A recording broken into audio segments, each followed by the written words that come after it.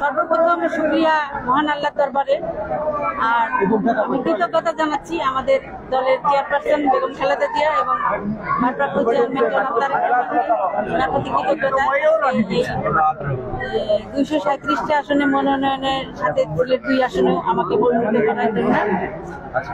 সিলেট 2 আসনের সর্বস্তরের জনগণ, বিশ্বনাথ এবং উসমানীনগরের সবাইকে সালাম।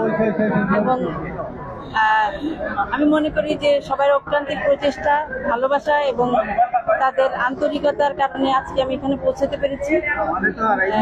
সবার প্রতি সম্মান রেখে বলতে চাই যে আগামীতে নির্বাচনে আমরা যাতে সবাই সব ধরনের ব্যক্তিগত দ্বিধাদ্বন্দ্ব ভুলে গিয়ে বা ছোটখাটো পাওয়া না পাওয়া ভুলে গিয়ে আমরা যাতে সবাই একসাথে কাজ করতে পারি এবং ধানের শীষকে বিজয়ী করতে পারি এবং ধানের শীষকে বিজয়ী করে আমরা যাতে জনাব তারেক রহমানকে উপহার দিতে পারি, সেই প্রত্যাশা থাকবে সবার প্রতি। আর দল হিসাবে আমরা কাজ করছি এবং দীর্ঘ 13 বছর আমার স্বামী ইলিয়াস আলী অতীতে কাজ করেছেন দীর্ঘদিন এই দলের জন্য এবং তিল তিল করে একটি সংগঠনকে গড়ে তুলেছেন।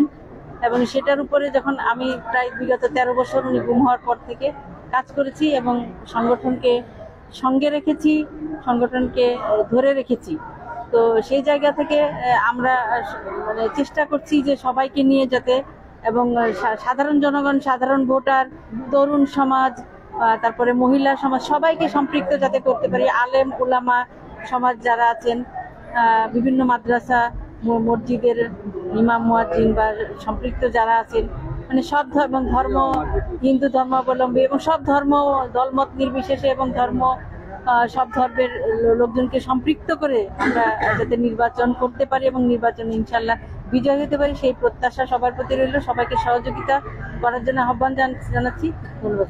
আচ্ছা, আরেকটি বিষয়, আপনারা দলীয় মনোনয়ন পেয়েছেন, 237টি আসনের দল ঘোষণা করেছে। আগামী নির্বাচন নিয়ে আপনার কি প্রত্যাশা রয়েছে এবং নির্বাচন যারা আয়োজন করছেন এই বর্তমান অন্তর্বর্তীকালীন সরকার, তাদের প্রতি কোনো আহ্বান থাকছে কিনা নির্বাচন নিয়ে?